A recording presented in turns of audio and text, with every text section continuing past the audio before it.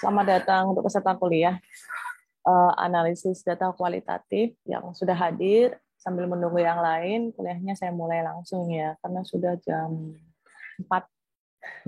Tumben saya mulainya tepat waktu ya. Anyway, kalau punya latar belakang background sound yang nggak terlalu berisik, boleh buka mic. Kalau cukup berisik, lebih baik mic-nya di-mute dulu. Jadi hari ini adalah pertemuan kelima untuk mata kuliah analisis data kualitatif. Topiknya adalah metode analisis data kualitatif menurut Miles dan Huberman.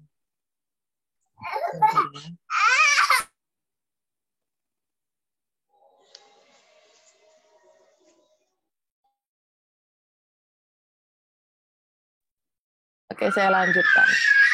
Pada tahapan ini asumsinya adalah kita sudah melakukan pengumpulan data.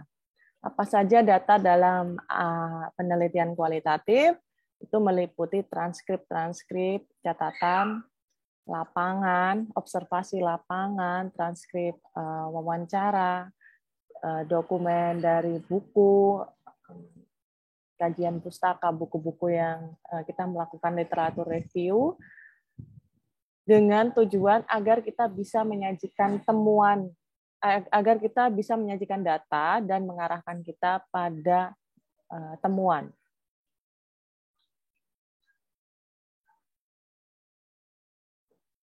Jadi yang akan dilakukan adalah kita akan mulai melakukan sesuatu atau pengerjaan pengolahan data, kemudian mengoperasionalisasikan, jadi kayak mengenali indikator-indikatornya, kemudian mengcodingnya itu ya menerjemahkan ini masuk ke topik mana, masuk ke konsep mana yang sudah disebutkan di bab 2 sebelumnya, atau yang relevan dengan apa yang kita teliti, dan kemudian melakukan sintesis.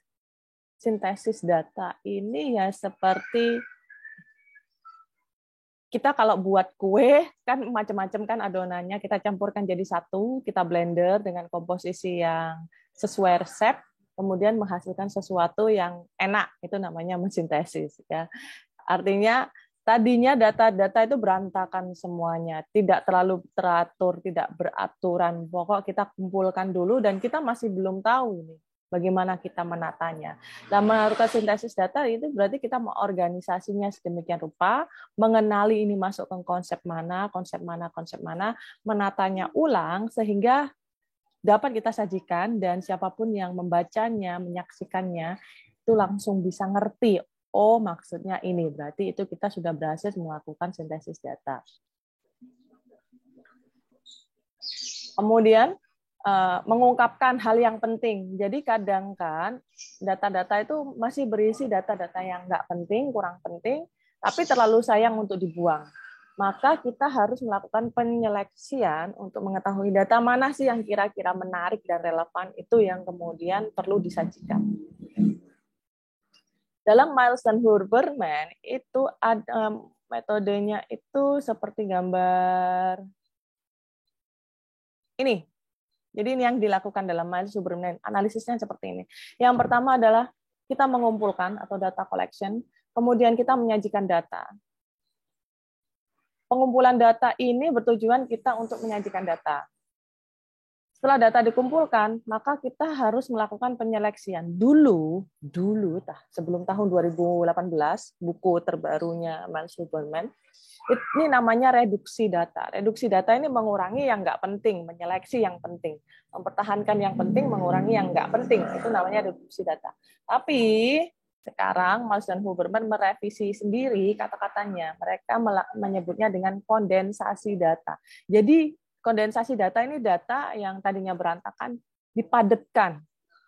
Jadi dipadatkan dan itulah nanti yang akan kita gunakan. Cara madatkannya ini ya tergantung pada cara masing-masing ya.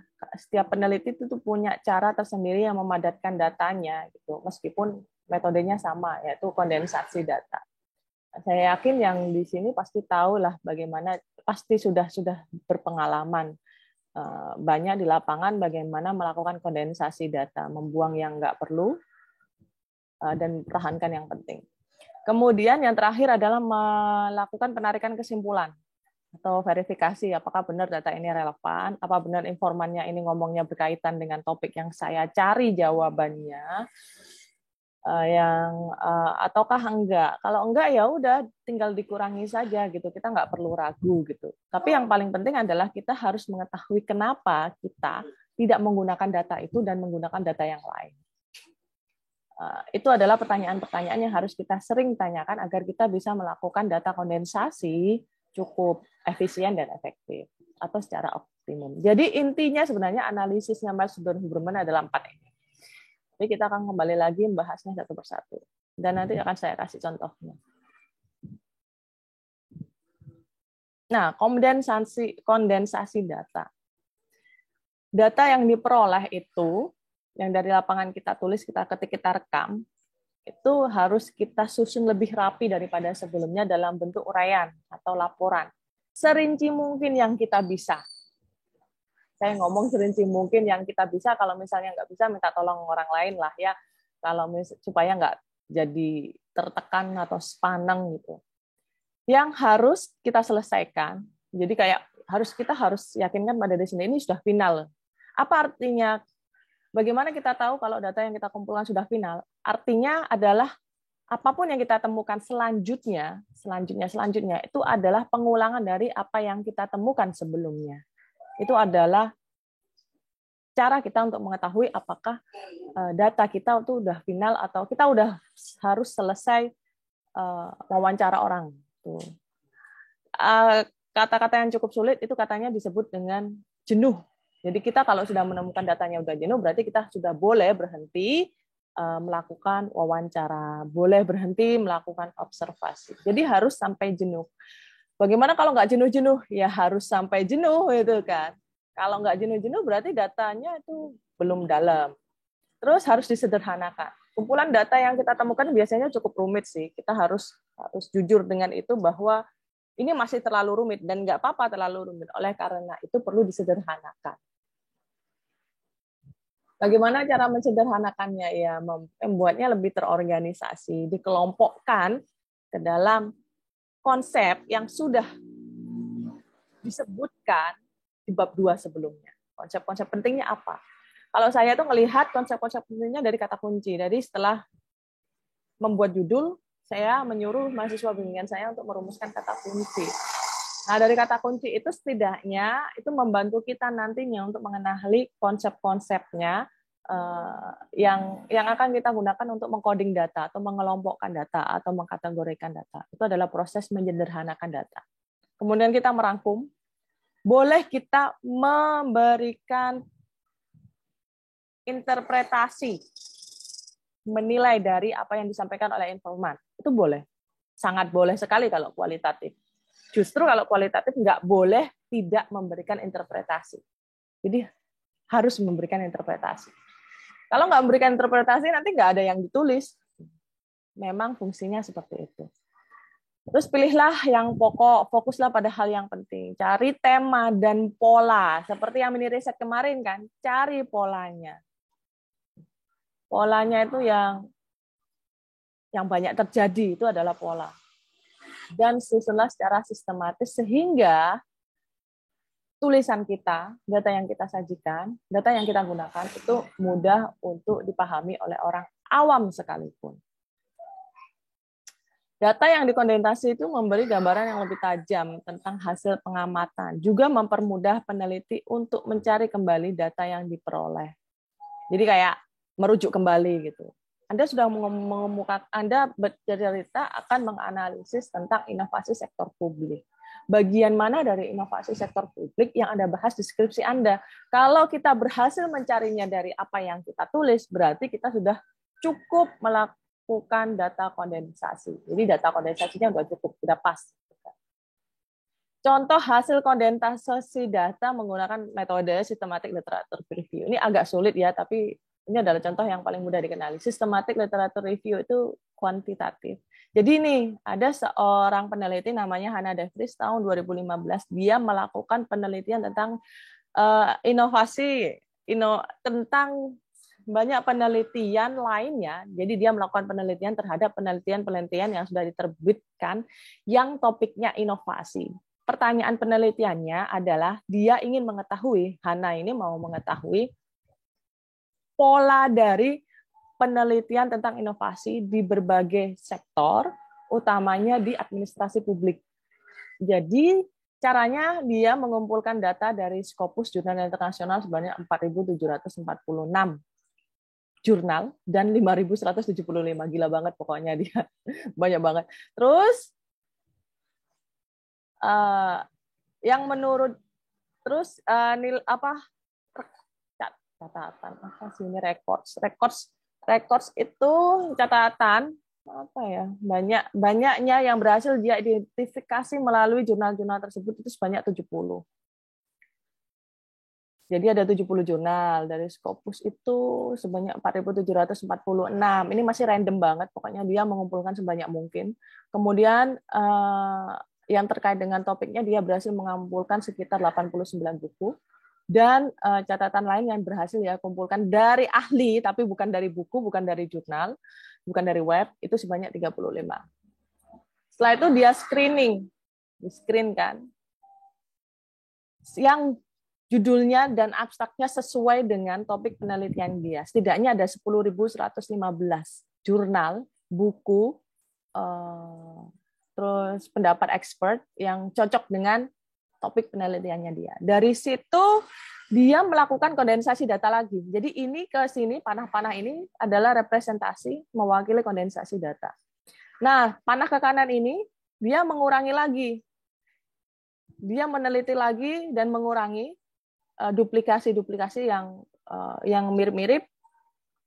Kemudian dia ngurangi yang topiknya yang nggak tepat, dan bahasanya yang kurang tepat, itu menghasilkan sekitar, dikerucutkan lagi jumlahnya jadi 9.800-an. Setelah dia baca semuanya, dia menyimpulkan bahwa hanya 268 yang benar-benar sesuai dengan pertanyaan penelitiannya.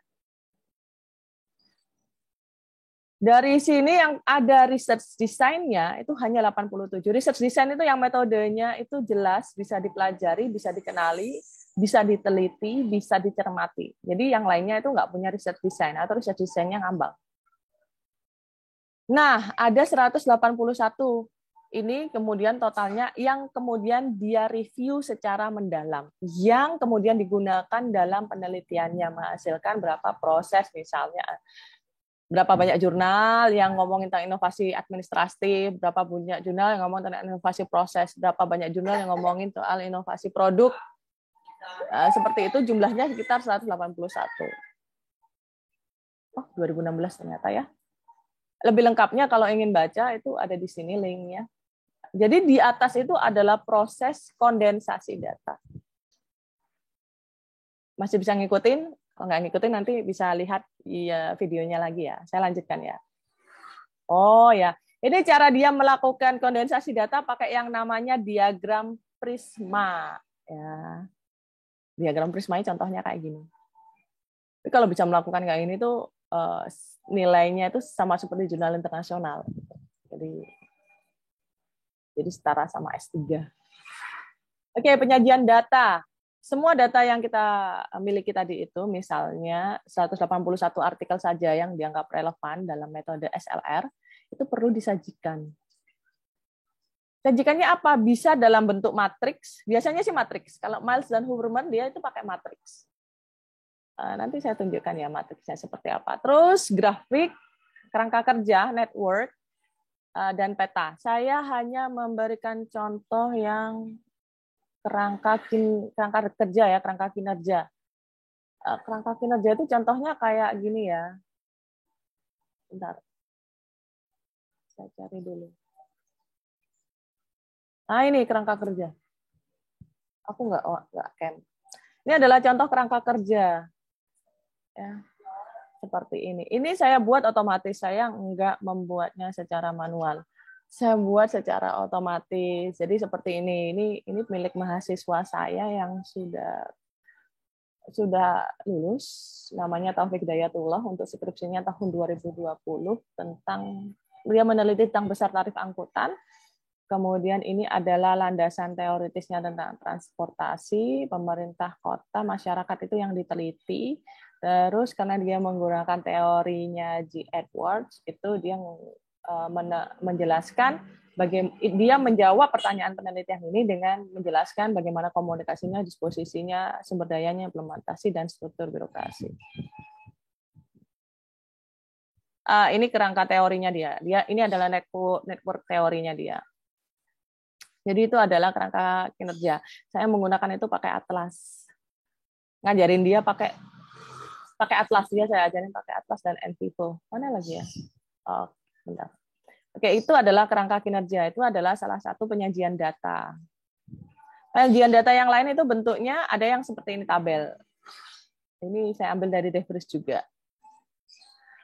Tabel seperti ini, berapa persen akan sangat ideal kalau muncul angkanya seperti ini. Jadi kayak beneran ini neliti gitu kan.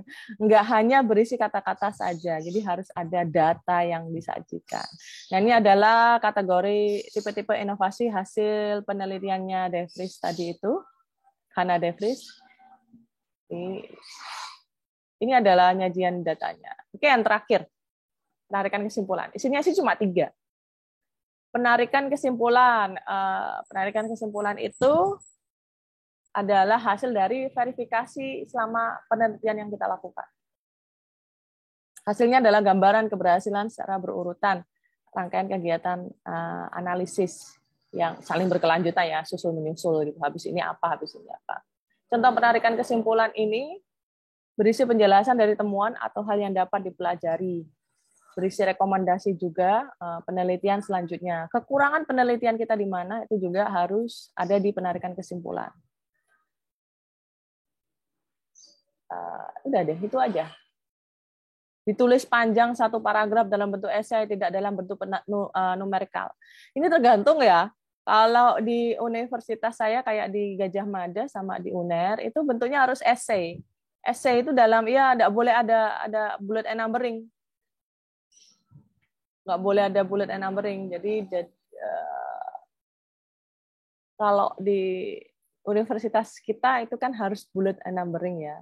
Jadi ikutin aja sesuai budaya di universitasnya masing-masing. Nah, itu adalah Huberman. Sampai di sini ada pertanyaan?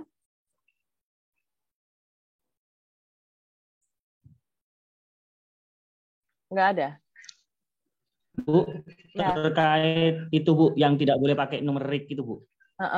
Jadi pakai titik koma penjelasannya sudah Bu ya, langsung ke samping panjang lebar gitu. Iya, tapi itu tergantung tradisinya ya di universitas masing-masing. Kalau di UGM dan UNER seperti itu. Kalau di tempat kita enggak. Nah, itu enggak kayak gitu. Hanya kan biasanya kalau menyebutkan sesuatu itu kan biasanya kita pakai numerik Bu gitu. Iya, kalau menyebutkan sesuatu. Ya. Tapi seharusnya kesimpulan itu tidak mengulang apa yang kita temukan. Ya.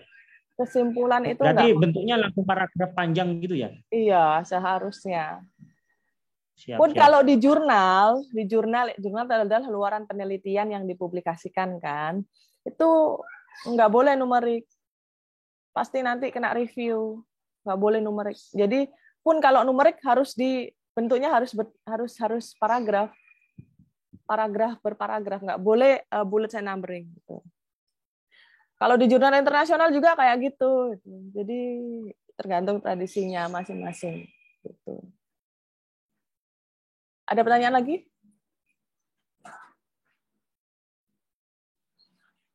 Tidak ada. Kalau gitu saya lanjutkan ya. Ini juga pendek kok.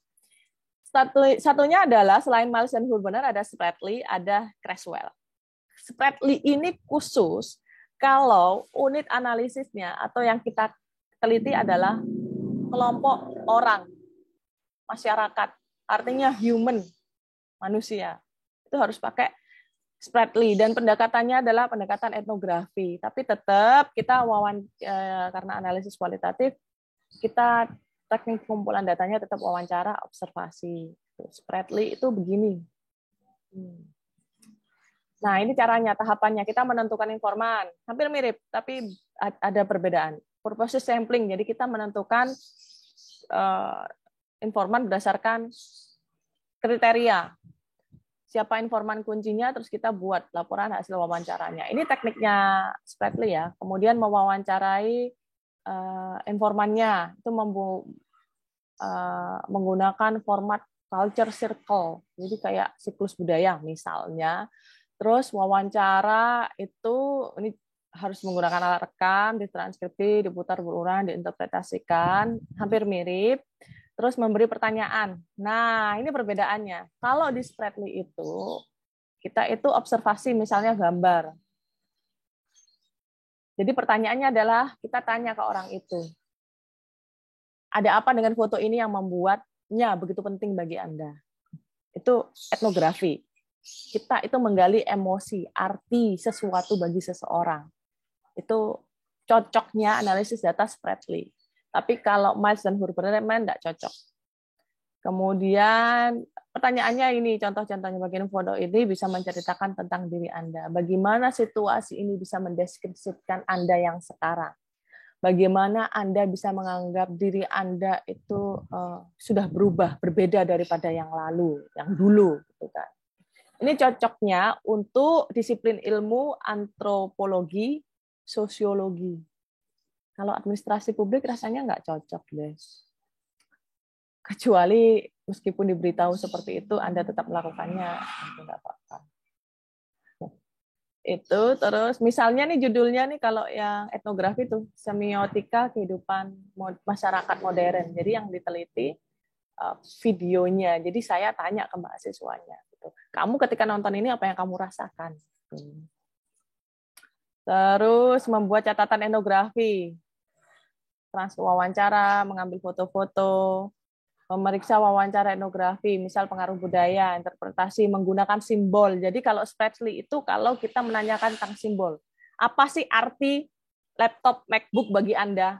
Terus misalnya saya informannya saya jawab, keren aja, buat pamer itu seru. Nah itu simbol.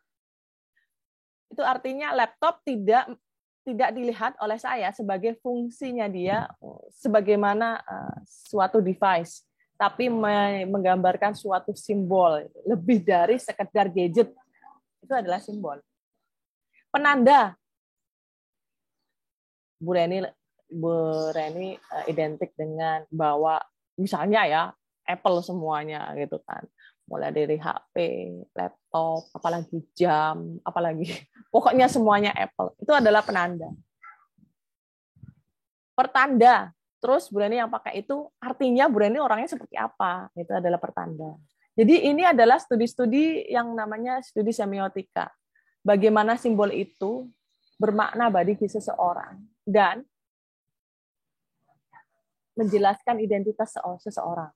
Itu bisa pakai Spratly, tapi nggak bisa pakai Miles dan Huberman. Domain analisisnya itu harus semantik. Semantik ya itu. Kadang ya laptop memiliki arti lebih dari itu. Itu semantik. Terus yang buat taksonomi analisis, menanyakan pertanyaan yang bertentangan. Kenapa Anda tidak berpikir sebaliknya? Kayak gitu. Jadi kalau ini agak berbeda karena jarang sekali yang menggunakan Spratly kalau di kampus, kebanyakan Miles dan Huberman dan Creswell. Soalnya memang nggak cocok dengan unit analisisnya, tapi dia masuk ke analisis data kualitatif. Itu ya. Ada pertanyaan? Itu yang Spratly.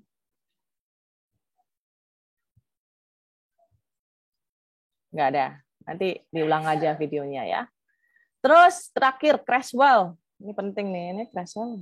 Jangan tanya saya, ini saya nggak mau sengaja nggak membuat bahasa Indonesianya karena nanti bakal panjang. Nah, Creswell itu analisis datanya disebut dengan validasi keakuratan informasi, kan? Validate information accuracy, kira-kira gitu. Apa yang harus dilakukan? Nih, dari sini dari bawah ke atas. Mengumpulkan data, memprosesnya dan mempersiapkan analisisnya, membaca semua data, menentukan coding. Jadi kayak saya setelah wawancara, saya punya transkrip ini sama Mas Wawan, saya punya transkrip ini sama Mas Dedi, saya punya transkrip ini sama Mas Yunaidi. 3 itu. Lah 3 itu mana yang pada bagian mana dia ngomong kata kunci 1, kata kunci 2, kata kunci 3, kata kunci 4, kata kunci 5. Gitu. Nanti kita kelompokkan kan kita tandai. Nah, setelah kita tandai, kita memaknai dia tadi menjawab seperti itu dalam wawancara saya, artinya apa? Itu yang kemudian kita tulis. Itu namanya data coding. Kita nentukan temanya. Kalau saya ngajarin itu pakai kata kunci, bisa lebih dari 5, tapi kata kunci itu ya, kata kunci bisa lebih dari 5 dan kata kunci itu harus mudah ditemukan. Tuh, mudah ditemukan dalam bab 2. Jadi kalau kita nggak tahu nih mau coding apa yang mesti coding, baca lagi bab 2-nya. Apa kata kuncinya? Itu dilingkari. Apakah saya ketika wawancara Mas Wawan misalnya ngomongin tentang masyarakat modern, dia komentar nggak tentang masyarakat modern? Dia jelasin nggak menurut dia masyarakat modern seperti apa? Oh, dia jelaskan. Maka itu termasuk dalam tema kata kunci masyarakat modern. Terus kita deskripsikan lagi, kita ceritakan lagi. Kita kasih penilaian-penilaian kita.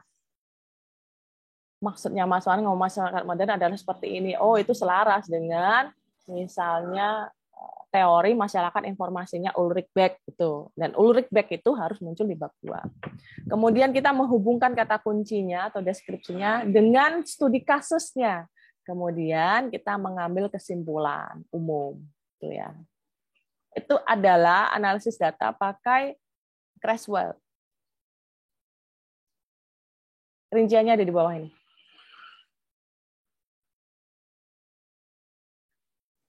Yap, mungkin itu cara kita melakukan analisis data. Pertama menggunakan Spratly yang hanya cocok untuk digunakan oleh disiplin ilmu antropologi dan sosiologi. Tapi itu bukan berarti saya melarang Anda menggunakan analisis data kualitatif Spratly. Asalkan analis yang dianalisis misalnya kultur, budaya ya, identitas, itu norma, itu harus pakai Spratly paling cocok. Selain itu, maka lebih banyak menggunakan analisis data kualitatif Miles Huberman dan Creswell. Itu sih kesimpulannya. Yang paling penting adalah tahu kapan kita menggunakan analisis datanya dan jangan keliru. Jangan keliru, jangan tiru-tiru. Tiru-tiru artinya, tradisi di kampus, semua mahasiswa di kampus saya ternyata pakai Miles dan Huberman, jadi Anda juga pakai Miles dan Huberman. Padahal analisis datanya yang mau diteliti, unit analisisnya yang mau diteliti adalah budaya, nggak cocok. Itu pasti nggak cocok. Kalau nggak cocok ya nggak perlu dilakukan gitu. Kasihan nanti dosen pembimbingnya yang disalahkan karena kurang pengetahuan. Kan kasihan dosen pembimbingnya ya. Jadi itu yang perlu dipikirkan. Kalau Creswell boleh, Creswell sama Miles Huberman boleh secara bergantian. Maksudnya Mas Wawan mau pakai Miles Huberman, Pak Junaidi pakai Creswell, boleh. Kenapa pakai Creswell? Karena saya mau melakukan coding, saya lebih fokus pakai codingnya. Silakan. Gitu. Kenapa pakai Miles dan Huberman? Saya mau membuat matriks, silakan. Gitu. Jadi kalau Miles dan Huberman itu menghasilkan matriks. Kalau Creswell itu fokus pada codingnya, jadi pemetaan konsep-konsepnya gitu. Mas Wawan, saya wawancarain dia ngomong tentang apa? Oh, dia ngomong tentang masyarakat informasi, dia ngomong tentang masyarakat modern, dia ngomong tentang konsumerisme. Itu adalah kata kuncinya, itu adalah codingnya. Ketika saya meletakkan tiga hal itu pada wawancara dengan Pak Junaidi atau Mas Wawan, berarti itu saya sudah melakukan coding. Itu. Ya, mungkin itu ada pertanyaan. Ini mungkin agak sulit untuk dimengerti kalau nggak dilakukan sih. Cuma seharusnya dilakukan. Yang mini riset kemarin itu analisis datanya masih belum muncul ya, apakah menggunakan Miles Huberman ataukah Spratly. Tapi sudah langsung jam ya melompat ke kesimpulan. Tapi saya nggak nyalahkan sih. Cuman yang penting namanya juga mini riset. Jadi kita ingin tahu ini kalau kita neliti tentang ini kira-kira endingnya nanti kemana. Kalau sudah tahu jalan akhirnya, maka kita akan lebih mudah untuk memahami prosesnya. Itu sih. Ada pertanyaan? Siapa yang hadir ini?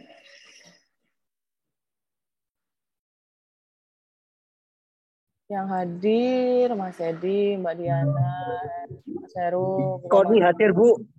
Ya, Mas Soleh, Pak Usman, Mas Wawan. Oke, sudah hadir semua. Kalau gitu, kalau ada pertanyaan silahkan langsung chat WA saya. WA langsung chat saya di WA. Kalau perlu untuk memahami ulang, nanti saya share YouTube-nya seperti biasa, saya unggah untuk bisa dilihat berkali-kali.